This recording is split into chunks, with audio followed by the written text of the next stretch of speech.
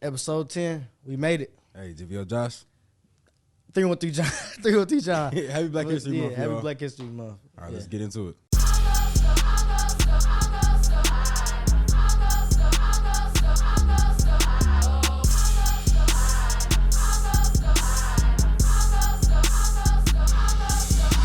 So, John.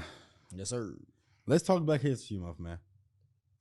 Let's do it. So, by definition, Black History Month is a sort of an acknowledgement or to focus attention towards the black people in America and kind of recognize the kind of the steps through that they have helped America grow as like a country and an economy.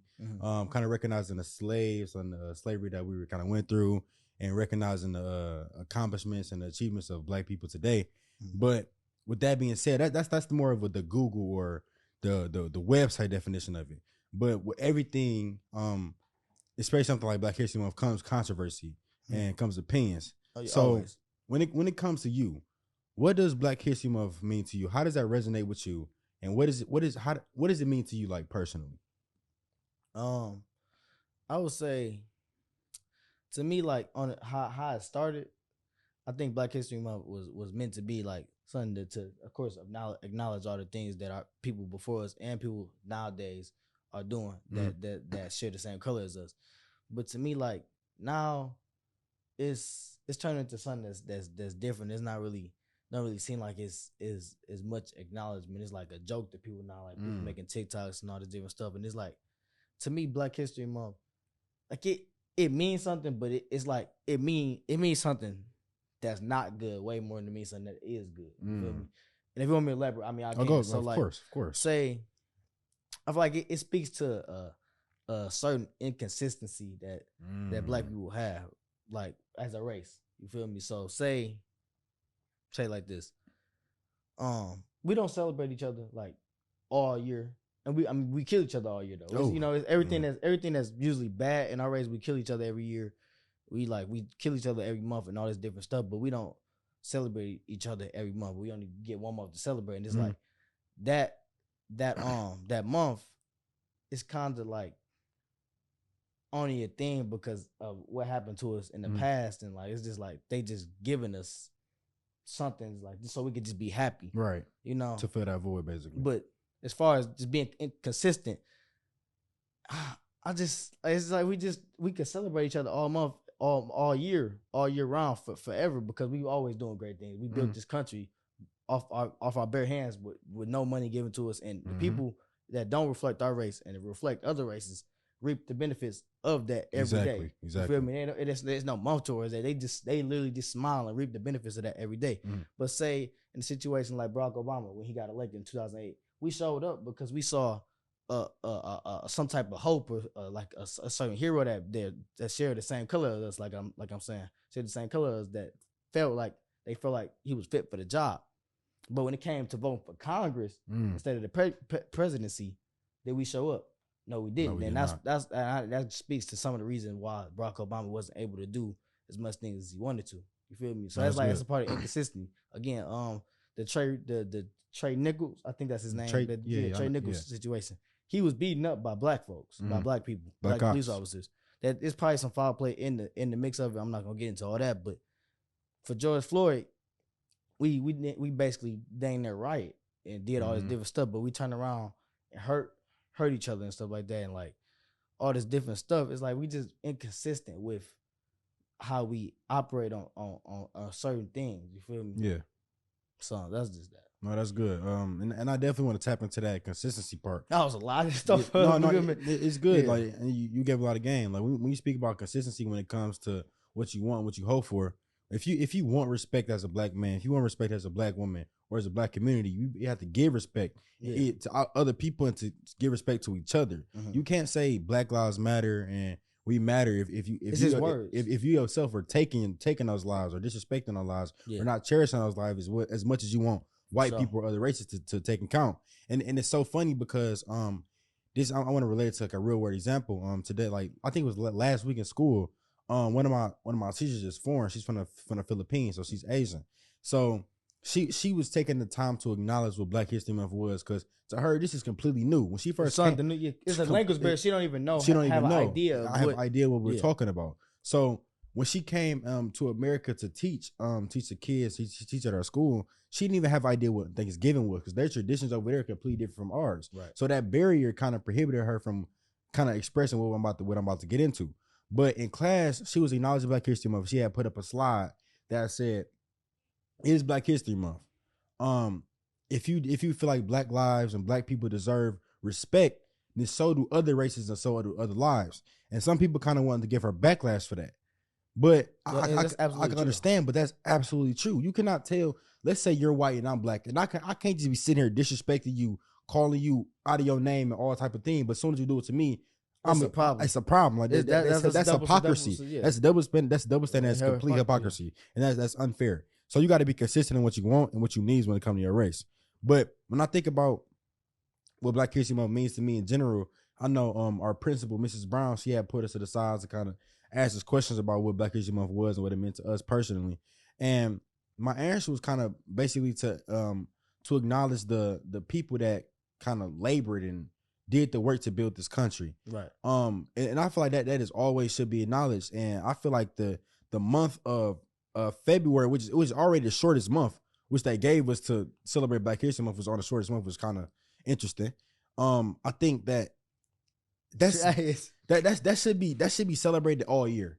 Yeah, I feel like that's the inconsistency. Inconsistency. Like I don't think that we should limit ourselves and should be limited to a month to only talk about or to only celebrate, to only put forth how we feel about ourselves in a single month. I feel like we could do that every day. It's way more to talk about. It's way more to talk about. Right. Way more to get across. And I feel like even with the narrative that's portrayed with Black History Month, they show you a lot of people that made an impact for sure, like the Martin Luther Kings, the Malcolm X's. But like when you think about the main people they always think about or they always show is the people that most of the time died because they was trying to do something great, or they just not alive no more. We never speak about something that's current, right? But that's a different. That's a different point, because it's like it's the lack of information to decrease. It's the lack of information to increase intimidation. Like, why you always got to do this, man? I'm just saying, like, so dang. If you never show, like with the Barack Obama thing, that they gave us that so we could just be happy, because like I feel like the higher powers saw like that people were starting to really be in outrage. It was I think that was around the time where not the Great Depression, but the one of the recesses was happening in 2008. So people was getting real restless, and like it's crazy how things just kind of align, and like people get pleased in certain type of ways right when like financial things start going on, because they affect people's brains. But like now we got like people like Raphael Wright that's making a whole grocery store in Detroit that ain't really like, he's being publicized, but I don't feel like being publicized as much as he should. Oh, okay. So I'm gonna make sure he get his flowers. Raphael Wright, somebody great.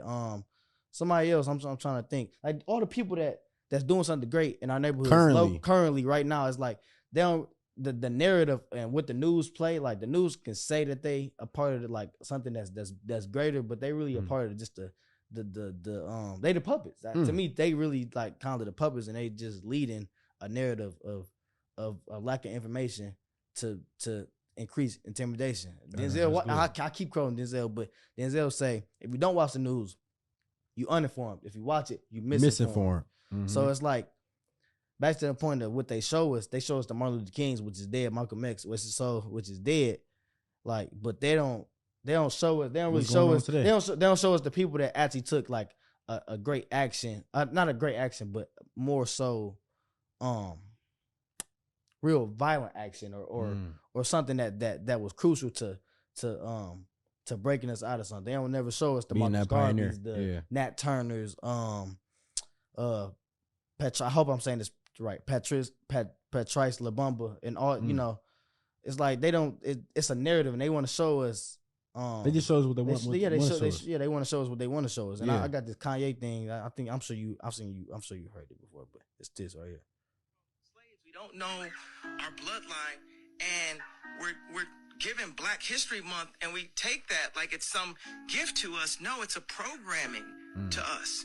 Racism doesn't end until we get to a point where we stop having to put the word black in front of it because it's like we're putting the rim a little bit lower for ourselves. Like it's when I say I'm the second wealthiest black man in America. Like, why do I have to say that? Because obviously, if we just go on wealth, period, or what we call wealth, like financial wealth, that scorecard, I'd be like, I'm the 78th wealthiest man in America, but we shouldn't have to have a special categorize that box, black a man. special month, because also what they show in Black History Month is us getting hosed down, reminding us that we were slaves. Like, what if we had, remember when I cheated on you, Mom? Like, what if we had, remember when I cheated on you? So like that basically just it's a certain ignorance that we even have to say like, oh, we celebrating Black History Month. It's still showing us, because we have to actually acknowledge that we're having a Black History Month, that like we're still different. We still like it's really like it's ignorant to say that things are changing when we have to really acknowledge that we're doing Black History Month right now. Like that's still showing us that we're different. The fact that we even have to say, oh, I'm the first or the second richest black man on planet Earth or whatever it is, or separate that with race, is still showing us that we are in like mental segregation. Yeah, whether it's physical, I mean, it's not physical, but it's mental segregation. And it's all kind of like a scheme and like in a light to control you. On a like a larger, higher power scale. Like they put things in your face to kind of control you. So I want to tell you like this thing my dad kind of brought to my attention. Like it's kind of an analogy. So I'm sure you know what a shepherd and sheep are, right? Yeah. So the sheep, what are sheep always referred to as? I mean, they being led. Being led. So when mentally, people refer to people as sheep as dumb. So like when somebody act dumb or like kind of slower than usual, people are calling them sheep, like you're acting like a sheep. And with sheep is always guided by a shepherd. So the social media and the influence and the higher power influence that people have over us, and based on what they put on the media or what they tell us to want, what they tell us to like, they're being a shepherd. And the people that are not mentally conscious or quote unquote haven't escaped the matrix, they're being led like sheep. They're being guided into being in these certain thought processes to be controlled by the Black History Month and being categorized into that one little sector of who they are, not who they could truly be. And I want to ask you a question. So you know how like the Black Lives Matter scheme, like when Black Lives Matter has always been going on, and I know like in 2020 during quarantine when the George Floyd thing happened, and then everybody started rioting and almost burnt down the country. Exactly, and then they invaded the Capitol, all this crazy stuff. So it's just like, and then we going to find out Black Lives Matter supposed to be this whole positive thing, but then they used all the money that was used for Black Lives Matter to buy a $6 million mansion. So I want to say, do you feel like the Black History Month is kind of another marketing scheme to kind of blind everybody else from what reality is, just like Black Lives Matter?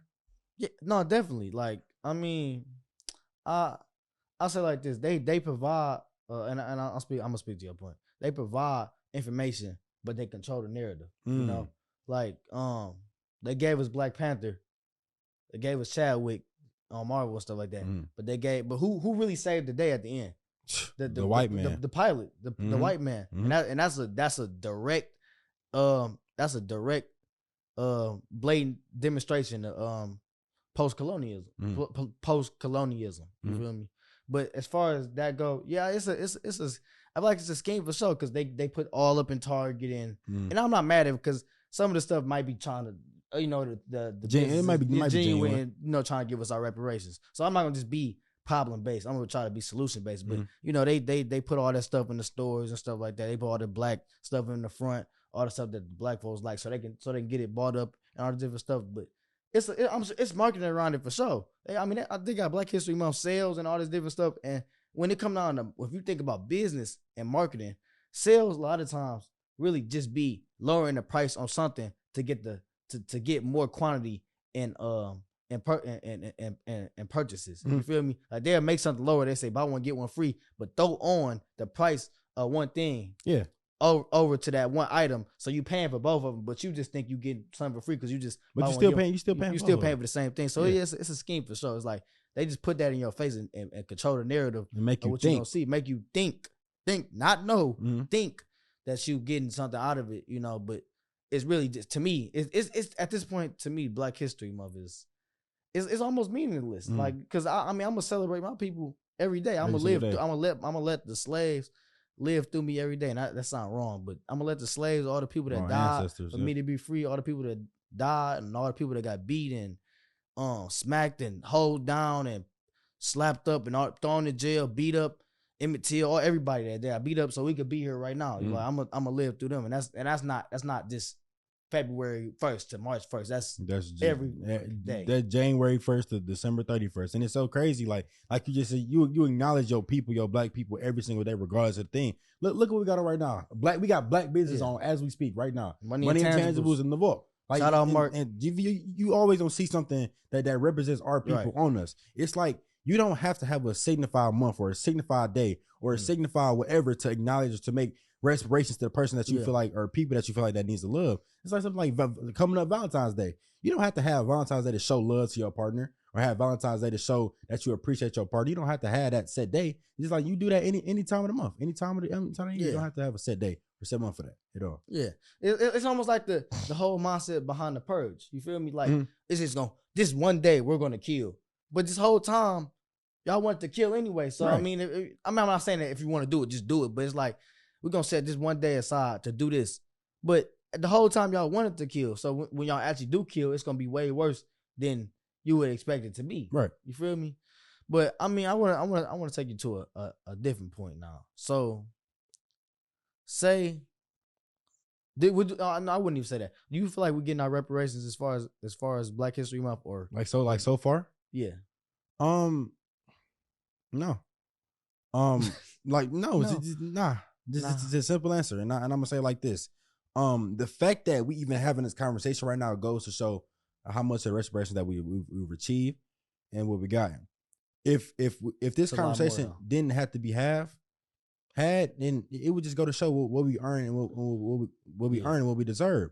A lot of black people, like you do see some of the more successful black people that kind of emerge and they kind of have like different, like LeBron James or Kanye or Jay-Z, blah blah blah. But all them people puppets anyway. Like all the people that you see like in the limelight that are the black people that are motivators to the community.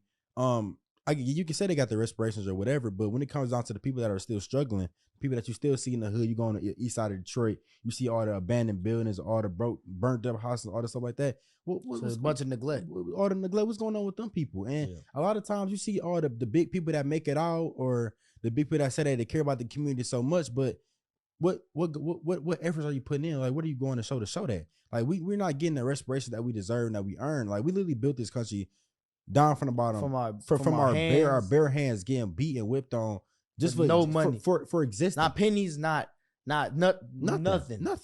So I think, and it's so, and I really feel so bad to say this, but I feel like stuff is never going to change. I feel like it's only going to get worse. And I feel like you don't feel like it's going to get better for us? No, I don't. Okay. I feel like the only way it can get better is if we unify as one, as one people, and that is the biggest problem people have in general is unification, and that then dwindles down to that's not even just black people. That dwindles down to the sole existence of people. You know, because of sin, because of the argument itself, or should men and women go 50-50, or should it be male dominated, or should a woman take her? It's like just it's slight stuff in itself that really go, or who's the prize, men or women? It's like it's just the bot conversations that goes to show people cannot unify, and we would never get better unless we unify, and that's just all it is to it. And what can you say to that? It just is what it is. Like unification is really key. Like what we always talk about. What's the prize in a relationship? The man and woman. Neither one of them. The prize is the togetherness. It's the togetherness. Yin yang. One side, a queen need a queen need a king need a queen. Period. That's what make it a kingdom. It's not a queendom, or I mean, I know it sounds a little sexist that it's a kingdom, but the thing is, like, men need women, women need men. So it's like I don't want that to be the conversation. Yeah, but speaking to the point of as far as like Jay-Z and the different people that made it out, I think a lot of times it take a lot to make it to that level. I'm seeing now, like, to actually elevate, like how we've elevated, we've had to change our mindset for sure. Of course. And I think reaching that level of like stardom and also success as far as money, it's a big change in mindset. And I think a lot of times we as people, like black people ourselves, like we are a lot of times, I know me and you trying to find a solution, but a lot of times we problem based and not solution based. And I think a lot of wealthy people become not try to not become the victim. They try to become the person that's taking action, the person that you will suspect something from, or somebody. A lot of people come up off being criminals, but what I'm saying is like they forget about that. Lil Wayne said racism don't really exist to him. Do I agree with that? Not necessarily, but I'm on a lower level, right? And to me, racism is a lower class of thing that affects. It affects lower class people more than I feel like it affects the wealthy. Because the relationships, I feel like a lot of people that made it to that level, they have to check in with some type of European or a different race of people, where they have to make some different connections. They work for outside, them. Yeah, they work for them, or they getting supplied by them, or they supplying the Europeans, or the Europeans supplying them. But it's like it's a different connection. So that level of mindset change, they forget about us because they get out the victim mindset. But I don't think you have to like just have to all the way forget about us. This is like the fact that they just gone, like just gone. A lot of them don't really give back, they give back, but it's not the way we need it. Yeah, and it's so crazy. Like when you think about like the most wealthy or richest black people, like you don't ever see people. You really hear them, except like for Kanye. Like you never hear none of them really speaking out about the problems when it comes to black community. Think about Floyd Mayweather, Michael Jordan, just people like that. You would never hear them speaking out on anything when it comes to the struggles of the black community. And I say this simply because they become desensitized to it. And it's crazy. We just talking about this word earlier, and the fact I'm not gonna say it don't affect them, but they become softer to that point. Yeah, they become like blind to it, kind of like I said, desensitized to it because it doesn't really affect them. Yeah. You think if you was walking around with $1 billion in your pocket and living in the hills of Hollywood, you wouldn't have the same struggles that I would if I was living on the east side of Detroit, kind of living in the hood and the trenches or the slums. We wouldn't have the same problems. Yeah, we wouldn't be looking in the same light at all. Yeah, but like think about it. Like a Warren Buffett. I mean, not that he might not even be racist at all though, but a Warren Buffett, a Donald Trump. I mean, Donald Trump is different because he really in politics, so sometimes the conversation to come up. But a lot of the people that you find that are billionaires, like they might be racist, but that's not something that like when it come down to money, they most of the time they're not gonna let that affect they money. So that racism stuff is more of a lower level thing that we let affect us because our mindset and our class. But it all tied back into being unified. If we put our money together and practice group economics, that's a big word, group economics. We practice group economics, then it wouldn't be a problem, But they don't want us to practice group economics anyway, because if we did, then the money wouldn't circulate. Because I remember I brought you to that point that record labels and banks and all the and all the different things, the bigger people that control the matrix that we in,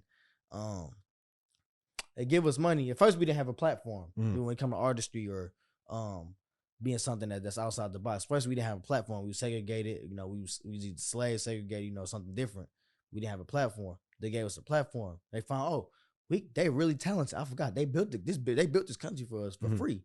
So they actually got some talent. So let's pimp them out. Let's make some money off them. Let's give them more money. Yeah. The money that we're giving them, because they don't really have no pull or no leverage to be able to put themselves on the spot, because they're using us. We're gonna put a certain amount of interest on that money to get back from them. So we're gonna make money off the money that they make and make money off them, more money than they make off themselves.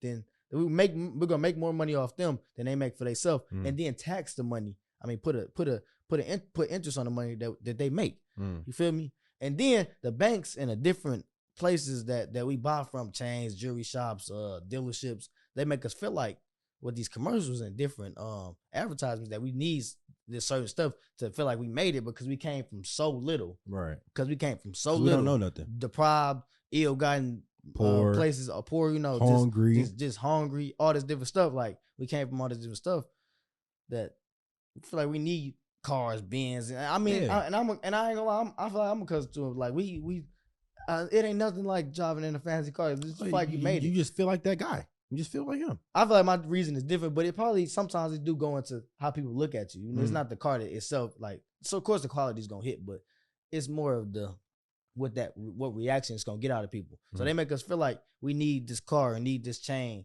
to feel like we made it. Maybe even a white girl turn on our own black women to make it seem like we got to be on a social scale. And we end up getting to the point where we get the money back to them. It's like the money we made, we get right back to them. Get right back you to feel them. like it's like it keeps circulating. It's a circle. It's a circle. So we don't, our money don't really circulate that much in our community, but it circulate good and well around their stuff. It's not our money. know? It's just our turn. What Kanye say? I spent 400 these just to say you ain't up on these. I can't even remember. I'm blinking right now. The lyrics gonna come back. Yeah. you I'm so self-conscious. Rollies and Posses and drove me crazy. I can't even pronounce that past that Versace. Then I spent $400 on this just to be like, Nick, you ain't up on this. And I can't even go to the grocery store without some ones that's cleaning a shirt with a team and seeing we live in the American dream. The people highs up got the lowest self-esteem. The prettiest people do the ugliest things, but a road to riches and diamonds and rings. Hey, that just go to show. Like I don't think I watched the Kanye documentary on when it dropped on Netflix. I don't think he came from the best social status that he has now. Like he was born in Chicago, blah blah blah. He had that status at that point. Now I feel like I gotta have this rollie on. I gotta be fresh. From. I gotta have all this stuff on. You think about it, it's like the wife he married, or not divorced. Kim Kardashian. She was born into the riches and all the wealth. She probably desensitized to even have answer. It's probably just a normal to her now. It's just normal life. Like it ain't really nothing big. It's crazy. Yeah, I can't even. You don't even want to speak about that lady. You don't even want to do that. No, but I want to take it to a different point. When it comes to Black History Month, I find it so crazy. A lot of people when they think about Black History Month, do people really even know their own Black history? Now, it's so crazy because a lot of people, I know we was just in class the other day. You kind of told me about it. People they didn't even know what the phrase or the term, the N word, the NIGGA, what it came from. And I want you to kind of elaborate on that. Kind of tell us what it is. Yeah. First, your point that do we know where we actually came from, or do we know our actual history? I know I can speak for us too. I know my history for the most part, and there's some stuff that we might not even know that's true, might be true that we don't even know. And it might be stuff that's untrue that we always learning because you always keep learning or try to keep searching. That's why I mess with my man McCrary. But the N word, from my understanding, originated. It wasn't always just nigga, or it wasn't always just nigger. The hard R. It started as negus, Negus, which meant in the Ethiopian, which Ethiopia is in Africa. A translation of a ruler or a king or some type of higher power. Somebody, higher power and hierarchy. Yeah, but from my understanding, the colonizers came over to West Africa, and they were coming to get us, and they put us on ships and all this different stuff, and we were saying it, and because of their ignorance and because they was illiterate, we were extremely illiterate and uncivilized. We actually taught them how to be civilized. We were civilized people. We never used to fight, never used to do all that. Well, I ain't gonna say we used to fight, but they do dance battles as our competitions, not killing each other. That's more of a European culture that haven't had to have like a barbarian way of living. But they didn't know how to say the word niggas, so out of their ignorance, they started saying nigga and nigger and messing up our translation of that and made it a negative connotation. Yep. So every time really somebody say nigga to you, or that really calling you a king. They really calling you a king and showing you their ancestors' ignorance and what a word used to be. Because and the word only gonna mean whatever definition you put behind it. So like just everything we know, even the words you're talking right now, they only mean what they mean because we've been told that's what they mean. So somebody could go to and pull up a shut up, like they can say that can mean something, and that can mean a great man of God, like that. It just made up. It's made up. Something we learned. It wasn't something that we just knew. It was something that was taught. It's just something was told like it's a societal norm, something we've been told is right. Since we told is right, now we believe is right. No, you've been talking. I mean, I've been talking. I feel like I need to let you let your intelligence speak. It's just Josh History Month. Josh History Month? Josh History Year. Oh, okay. Josh History Eternity. So, I want you to kind of speak towards the racism thing and not being known, it being taught. Like that's something being learned. You feel me? Okay, so I feel like everything. I'm gonna tap into a different segment with that too. After I'm done with this, tap into a different segment with that too. So when it comes to racism or things you know in general, as you get older, your brain is like a sponge when you're a child. Whatever household you grow up in, whatever environment you grow in, you become adapt to it. Right. Now I'll put it like this: we were growing up in American or English households, so we learned English language. Right. Now you take a baby, grow up in a Russian household. What is he going to learn? Russian. Whether he English, Spanish, Native American, whatever it is. That's what he's going to learn because that's what he's accustomed to. Now I was watching a movie, Jackie Robinson 42, and you know how they treat him. It's so crazy. Chadwick Boseman played Jackie Robinson in 42. Rest in peace, that king. But it was this scene he was going out to hit. He was hitting. And all the white people were screaming, "Get off the field, N-word! Get off! We don't want you here. You don't belong here." And a guy was a white man with his son. Yep. And you know the exact scene I'm talking about. And the son was looking at his dad like he was really confused. Like, what are y'all? He was looking around like, what are y'all saying? What are y'all saying? And then the kid just looked up like, okay, this is my dad is doing it. Maybe this is right. So then he looked at Jackie Robinson. And then he starts saying, "Get off the field, N-word! We don't want you here." And that really just goes to show how your mind soaks up the racism thing and all the things that you grow up in your environment. It's almost like an illness. No, it is.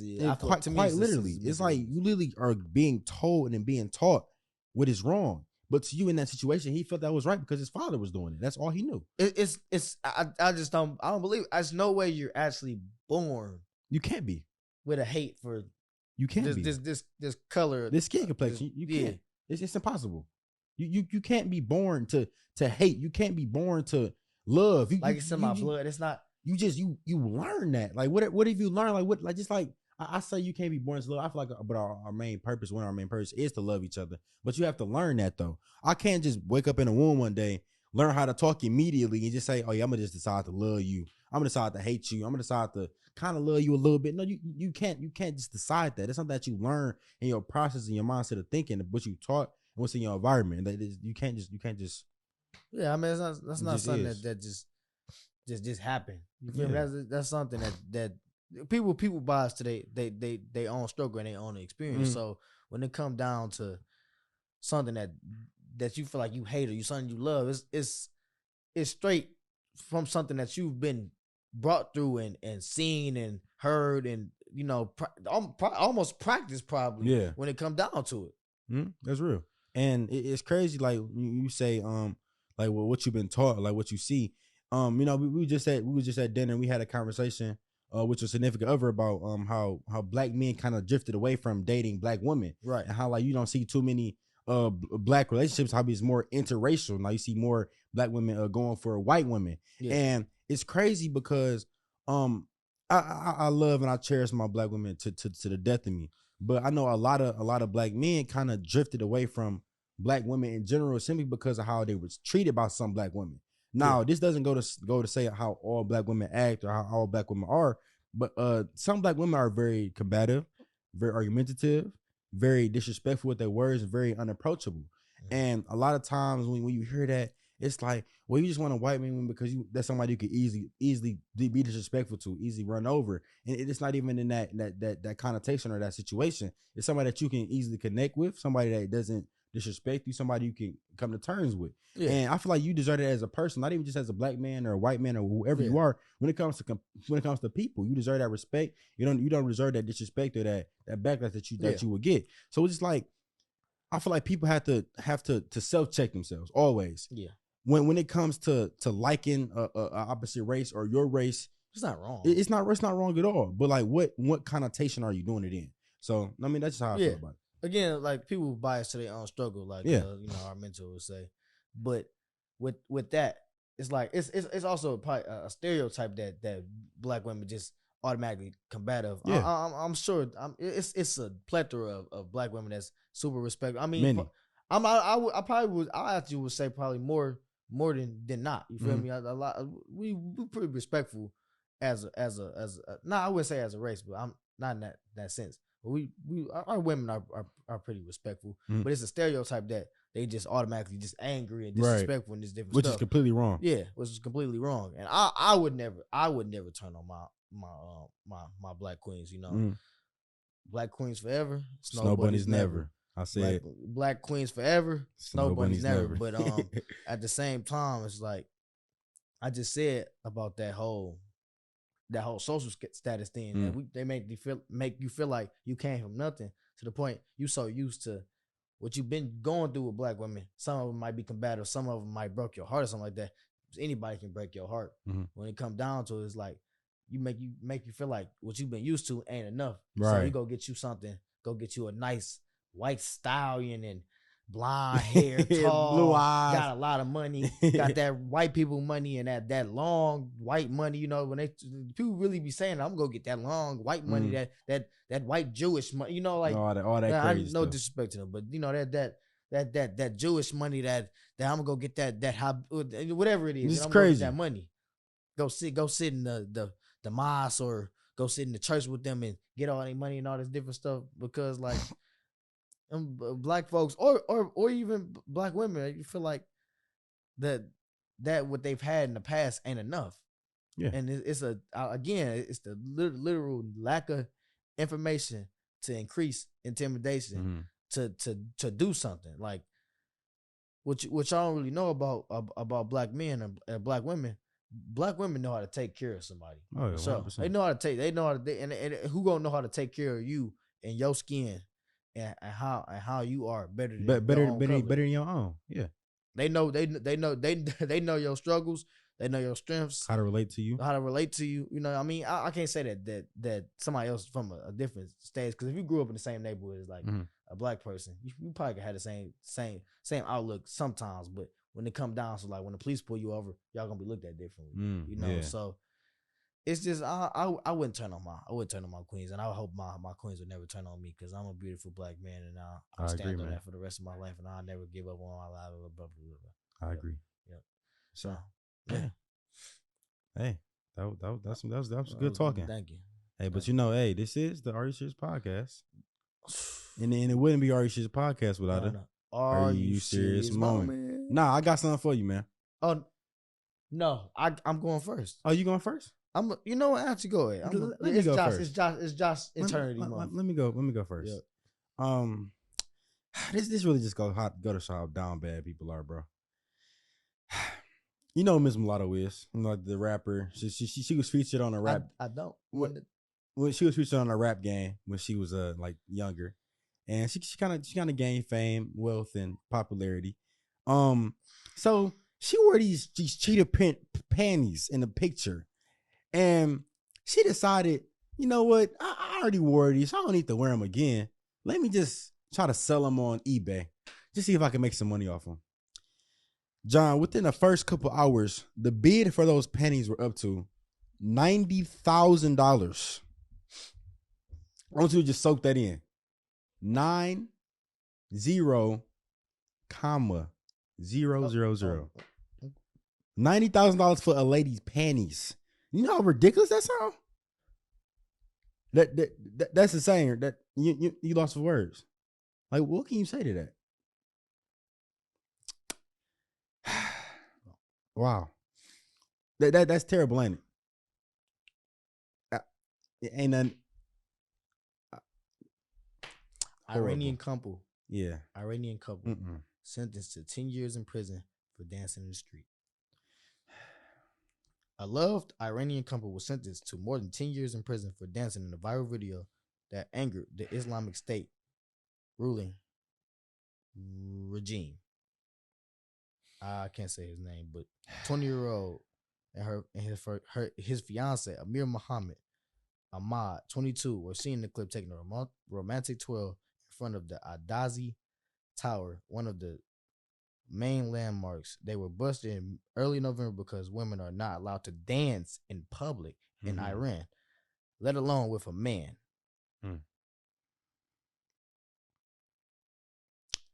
That's so crazy. And then that really just go to show the difference in culture.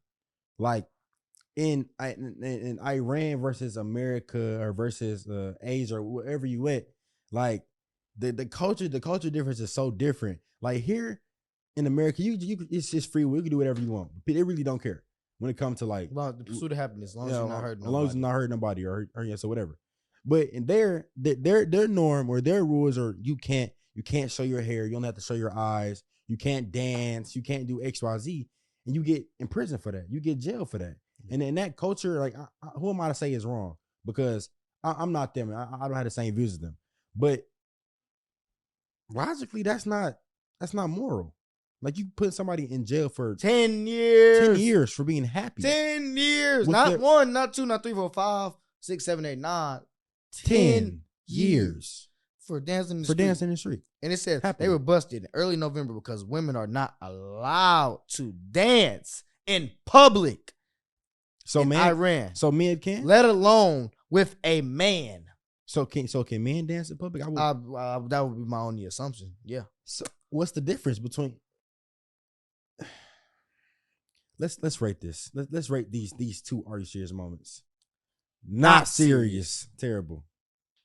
I you know what, guys?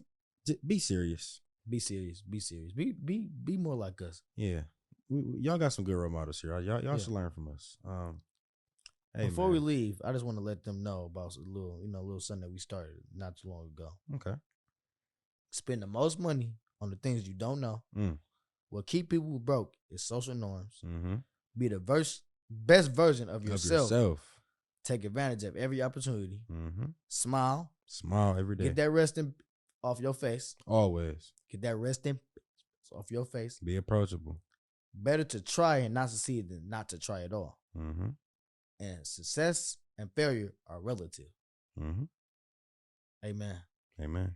I just did a prayer for y'all. Thank you. And we actually gonna be doing that. We gonna drop daily different quotes on y'all. Every single time we drop an episode, we're gonna have like a word of the day, speech of the day, something like that. So, keep y'all fulfilled, happy, smiling, loving, and serious. Amen. This is my episode 10. Big 10. Big 10. JVO Josh. 3, 1, 3. John. RDC's podcast, man. We love y'all. RDC is media. RDC is page. Are You Serious? Forever. Are You Serious? Month forever. Are You Serious? Eternity. We on. Episode 10. Love y'all. Out.